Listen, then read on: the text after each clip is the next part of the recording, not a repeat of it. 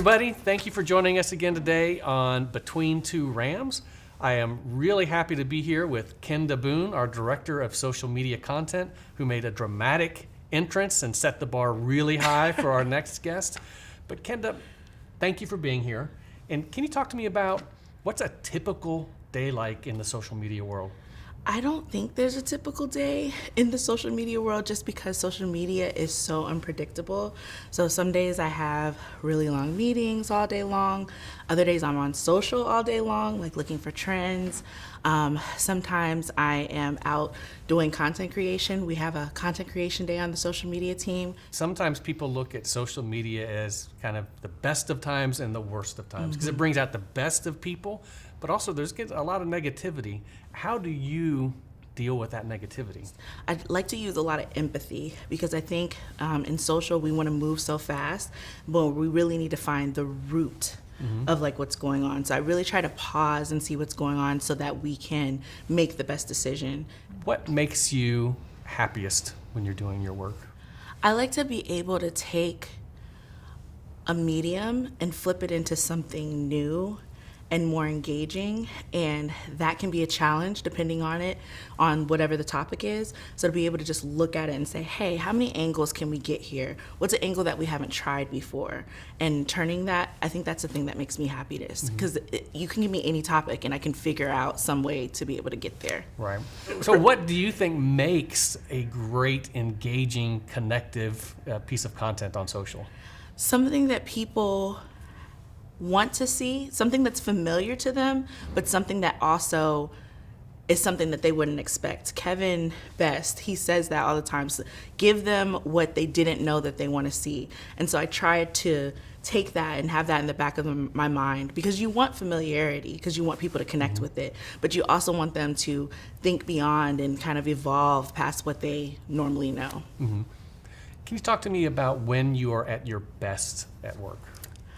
I am at my best at work when I have given time to myself first.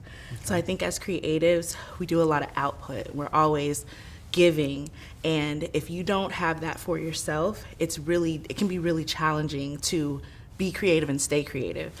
So when I get up in the morning, I do yoga or meditate or journal, read a book, things like that I know that I've given to myself first, I'm my best. And on the day, and you can notice on the days when those things don't happen. So I try to do at least one or two of those things, not every day, because it's unsustainable to try to do everything. But at least a little bit of time for myself, that's what really helps me. Well, I was listening to a podcast recently, and there was a line in it that really stuck with me, and something you said just reminded me of it. It said, we can't manufacture aha moments of creativity, but we can create the conditions by which they will appear. And that to me sounds like what you do with your routine in the morning. Yeah, definitely. Are you a morning person? I wasn't always, but in college I had a radio show and I had to get up at 3:30, and it just, I don't know, something about my 20s, it's like it will not turn off now. So I'm always, the latest I get up is like 5:30. But yeah, I'm a morning person. And what was the name of your radio show? Morning Joy. Tell me about it. So I went to Oakwood University in Huntsville, Alabama, and it was really just a way to bring joy into the mornings. It's, people are on their commutes.